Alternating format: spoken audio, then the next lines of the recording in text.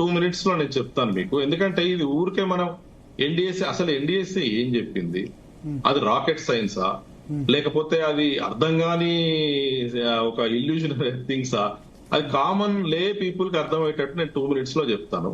తర్వాత అందుకే మనం we need to understand a little bit of technicality. అంత టెక్నికల్ కూడా ఉండదు, నేను సింపుల్ గా చెప్తాను. మనకు బుంగల్ ఫామ్ అయినాయి. బుంగల్ అంటే వాటర్ పై నుంచి కిందికి సీపేజ్ అయింది. తర్వాత పైపింగ్ అయింది, శాండ్ కూడా వెళ్ళడం మొదలు పెట్టింది. కింద ఎప్పుడైతే మీకు క్యావిటీ ఫామ్ అయిందో అది బ్లాక్ కుంగింది, గేట్స్ కుంగినాయి, బ్లాక్ కుంగింది. మిగతా బ్లాక్స్ కూడా అట్లే కుంగేటందుకు అవకాశం ఉంది. As simple as such. Number 1. Number 2, ఇంకోటి ఏంటంటే నీళ్లు గేట్స్ ఓపెన్ చేసినాక నీళ్లు పైనుంచి కిందికి పడ్డప్పుడు ఆ మోడలింగ్ లో వాళ్ళు ఏం చేసి ఉండాల్సిందంటే ఆ లెంత్ పైనుంచి కిందికి పడ్డప్పుడు అది ఏదైతే స్టిల్లింగ్ బేసిన్ ఉంటుందో, అంటే నీళ్లు పైనుంచి కిందికి పడ్డప్పుడు అక్కడ ఉండే దాన్ని ఆ స్పేస్ ని స్టిల్లింగ్ బేసిన్ అంటారు. అక్కడ సీసీ బ్లాక్స్ కడతారు, ఎందుకంటే ఆ వాటర్ కింద పడ్డప్పుడు దాన్ని తట్టుకునే శక్తి ఉండాలి కాబట్టి. ఆ లెంత్ ఏదైతే ఉందో ఆ వాటర్ పడే లెంత్, స్టిల్లింగ్ బేసిన్ లెంత్ మూడిటికి రాంగ్ క్యాలిక్యులేట్ చేసింది. మేడిగడ్డ, అన్నారం, సుందిల్ల. దానికి మోడలింగ్ ఏదైతే చేయాలో అది కరెక్ట్ చేయలేదు. మన దగ్గర తెలంగాణ డిపార్ట్మెంట్ ఆఫ్ అది మన ఇరిగేషన్ డిపార్ట్మెంట్ లో ఒక మోడలింగ్ స్టేషన్ ఉంది ఇక్కడనే మన ఔటర్ రింగ్ రోడ్ మీద. వాళ్ళు మోడలింగ్ చేసే కెపాసిటీ వాళ్లకు అంటే ఆ ల్యాబ్ లో ఉండే ఆపరేటర్ సరిగా సరిపోనప్పుడు మనం ఏం చేసి ఉండాల్సింది, central water and power research station Pune ఉంది, CWPRS. వాళ్ళు ఇటువంటి అన్నిటికీ మోడలింగ్ చేస్తారు. కంట్రీలో అన్ని వాళ్ళు చేసి పెడతారు. గవర్నమెంట్ ఆఫ్ ఇండియా మా దగ్గర జలశక్తిలో ఉండే మినిస్టర్ ఆఫ్ జలశక్తిలో. సో వాళ్ళ దగ్గర మోడలింగ్ చేయించుకోవాల్సి ఉంటుంది, చేయించుకోలేదు. ఇప్పుడు ఆ స్టిల్లింగ్ బేసిన్ ఎక్స్టెండ్ చేయాల్సి ఉంటుంది. దానికి ఆ మోడలింగ్ చేయించి స్టిల్లింగ్ బేసిన్ ఎక్స్టెండ్ చేయాలి. ఇది 3 ఏళ్లలో చేయాల్సిన పని. చేసిండ్రా?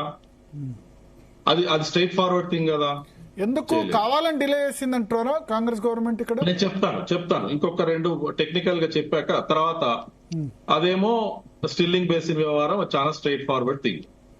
తర్వాత ఏమన్నారు, మనకు ఈ సింపుల్ గా చెప్పాలంటే ఏది మన ఏదైతే ఈ టెస్ట్లు ఏవైతే ఉన్నాయో, ఇది geo technical, Jio physical test, ఇది చాలా సింపుల్ గా వాళ్ళు ఏమన్నారంటే మీరు ఈ బుంగలు ఇవి ఫామ్ అయినాయి కాబట్టి మనకు పైపింగ్ కూడా అయింది కాబట్టి మీరు కింద ఏదైతే జియాలజీ ఏదైతే ఉందో, ఇప్పుడు జియో టెక్నికల్ ఇన్వెస్టిగేషన్స్ అన్నారు. జియో టెక్నికల్ ఇన్వెస్టిగేషన్ అంటే ఏంది, కింద ఉన్న సాయిల్ రాక్ ప్రాపర్టీస్ స్టడీ చేయండి.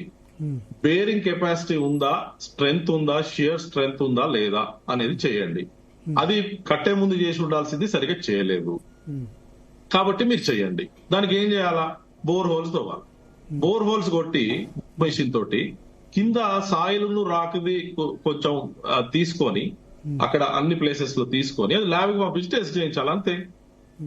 జియో ఫిజికల్ ఇన్వెస్టిగేషన్స్ అదేంది, ఇందాకదేమో డైరెక్ట్ ఇంట్రూజివ్ మెథడ్, ఇదేమో ఇండైరెక్ట్ మెథడ్. ఇదేంది, ఆ GPR అని ఉంటది, గ్రౌండ్ పెనట్రేషన్ రేడార్ అని, ERT అని ఉంటది, తర్వాత సీస్మిక్ టోమోగ్రఫీ. ఇవన్నీ ఏంది, ఇండైరెక్ట్ గా కింద ఏమన్నా ఫాల్ట్ లైన్స్ ఉన్నాయా, ఫ్రాక్చర్స్ ఉన్నాయా, క్యావిటీస్ ఉన్నాయా, రాక్ డెప్త్ ఎంత ఉంది, ఇచ్చేయాల. టెస్ట్లు చేయమన్నారు. టెస్ట్లు చేసినాక ఇది కరెక్ట్ ఉంటేనేమో ఫైన్, కరెక్ట్ గా లేకపోతే మీరు దానికి మెజర్స్ ఏం చేయాలనేది రిపేర్స్ చెప్తామన్నారు. This is all they said. Plus ఆ స్టిల్లింగ్ బేసింది. ఈ మూడింటిని మనము రాకెట్ సైన్స్ లెక్క ఎన్డీఎస్ ఏదో చెప్పింది. ఎన్డీఎస్ ఫస్ట్ ఆఫ్ ఆల్ 2 విషయాలు భరత్ ఇక్కడ. బీఆర్ఎస్ పార్టీ కానీ, నేను ఇక్కడ పాలిటిక్స్ మాట్లాడదలుచుకోలేదు, టెక్నికల్ థింగ్స్ ఏ మాట్లాడతాను.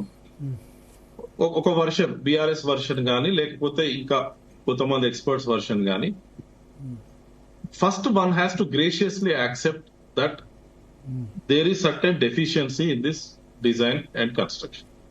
ఈ ఇన్వెస్టిగేషన్ సరిగా కాలేదు అని ఎన్డీఎస్ఏ ఎక్స్పర్ట్స్ చెప్పింది.